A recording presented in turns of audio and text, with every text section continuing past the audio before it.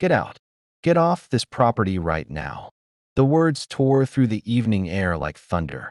Police sirens wailed, red and blue lights painted the quiet neighborhood in chaos, and the command echoed against the suburban walls. A black man stood still, calm but burning inside, on the porch of his own home. To the officers who shouted, he was nothing more than a trespasser. To the neighbors watching from behind blinds, he was a spectacle. But the truth that no one on that street could comprehend in that heated moment was this: he wasn't trespassing. He wasn't a criminal. He wasn't a man out of place. He was an FBI agent, and the storm that was about to unfold would leave every witness shaken to their core. Before we dive deep into this jaw-dropping story, smash that subscribe button, hit the notification bell, and type "Justice Wins" in the comments if you stand for truth and equality. Because stories like this must not just be told, they must be heard. Now let's begin. Marcus Ellison, late 30s, tall and broad-shouldered. His deep brown complexion carried the glow of resilience, and his eyes, sharp and watchful, bore the weight of years spent navigating a world that questioned him before it respected him. Marcus wasn't just another homeowner in a leafy Virginia suburb.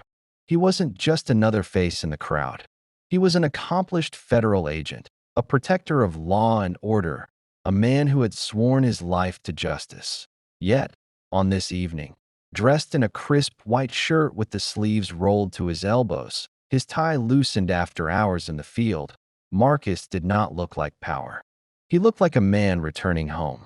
His black SUV sat gleaming in the driveway, his briefcase in hand, his jacket folded neatly over his arm.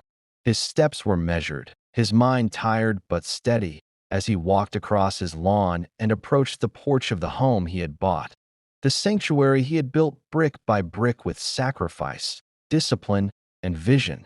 But for Marcus, there was always an unspoken reality.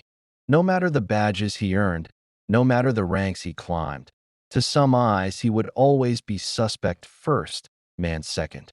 That night, those eyes came in the form of two white police officers, their cruiser rolling slowly down the street, their suspicion rising at the mere sight of him stepping onto his porch. The car stopped. Lights burst on. Sirens cut through the air. Neighbors who moments ago were watering lawns or peeking at their phones now stood frozen at their windows. Curtains twitched. Cameras began to record. To them, a drama was unfolding, a black man being caught. The officers climbed out of their vehicle with hands hovering dangerously close to their weapons. They barked accusations across the street, their voices thick with authority and assumption. To them, Marcus could not be the owner. To them, his presence on that porch was a violation. Their words weren't questions, they were orders. Marcus stopped mid-step, his muscles tightening under the insult. This was his house, his address, his lawn. Yet suddenly, he was being treated like an intruder in his own life. And here lay the cruel irony. Marcus Ellison had spent his career dismantling crime, exposing corruption, and defending the very laws those officers swore to uphold. He had walked into danger for the sake of justice. He had faced criminals who sought to undermine the system. But standing there in his own yard, it wasn't criminals who threatened his dignity. It was the system itself. Neighbors whispered through half-open doors. Some recorded with the eagerness of bystanders who craved a viral moment. The weight of their judgment pressed in, invisible but suffocating. Marcus was not a man in his sanctuary anymore. He was a man on trial in his own front yard, judged by strangers who mistook suspicion for evidence. He stood tall, breathing slow, knowing every move mattered. Years of training told him one thing: control the moment. Do not let panic dictate your movements. And yet, inside, fire raged. Fire from the humiliation. Fire from the injustice. Fire from knowing that without the shield of his FBI badge tucked in his pocket, he might end the night as another nameless statistic. The officers closed in, their accusations growing louder, their hands twitching with aggression. Their voices carried across the street, echoing in the ears of every witness. Words like suspicious, trespassing, step away. They painted Marcus as a villain on his own stage, a criminal on his own soil. But Marcus did not break. He let the moment breathe. He let their arrogance swell. Because he knew, when the truth came out, it would not just expose their prejudice, it would strip their power bare in front of the entire neighborhood.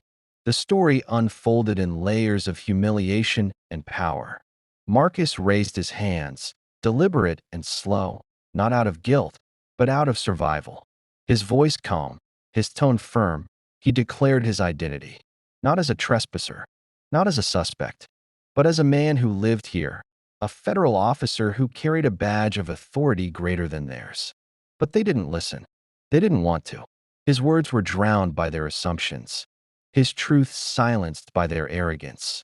And as seconds stretched into eternity, the crowd of neighbors grew thicker, their stares piercing, their silence complicit. Some whispered, "I knew something was off about him." Others simply watched, waiting for the spectacle to explode. This was more than confrontation. This was a mirror of America itself, reflecting how skin can weigh more than truth, how color can overshadow law, how prejudice can blind justice. Finally, the moment of revelation came. Marcus reached into his pocket, slowly, methodically, with the composure of a man who knew the dangers of sudden movement. The officers stiffened, hands snapping to holsters, voices rising. But Marcus did not flinch. He pulled out his wallet, flipped it open, and revealed the unmistakable badge of the Federal Bureau of Investigation. The silence that followed was deafening. The officers' faces drained of authority, replaced by shock, embarrassment, and dread. The neighbors gasped, their whispered suspicions collapsing into shame. The cameras caught it all, the arrogance, the accusations, the reversal. Marcus did not smile. He did not gloat. He stood in quiet power, his voice steady as he declared the truth.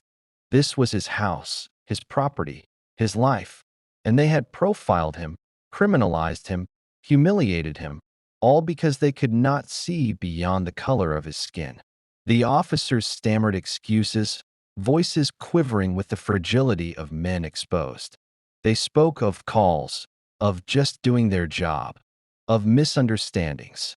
But excuses crumble when truth stands tall. And Marcus, badge gleaming in the fading sunlight, was the embodiment of truth they could not erase. The power shifted instantly. The men who once barked commands now stumbled like children caught in their own lies. The neighbors who judged in silence now bowed under the weight of their own complicity. And Marcus, though scarred by humiliation, emerged as the victor, not by violence, not by rage, but by the unshakable weight of truth. That night did not just end with two officers walking away in shame. It ended with a neighborhood confronted by its prejudice. It ended with a story that spread beyond the cul-de-sac, beyond the county, into the wider conversation of justice in America. For Marcus, it was another chapter in a life defined by battles, not just against criminals, but against systems that too often criminalized men like him for existing. And as the lights faded, as the neighbors retreated, as the officers drove away in silence, Marcus stood taller on his porch. Not just a homeowner, not just an agent, but a black man who had turned humiliation into revelation and prejudice into power.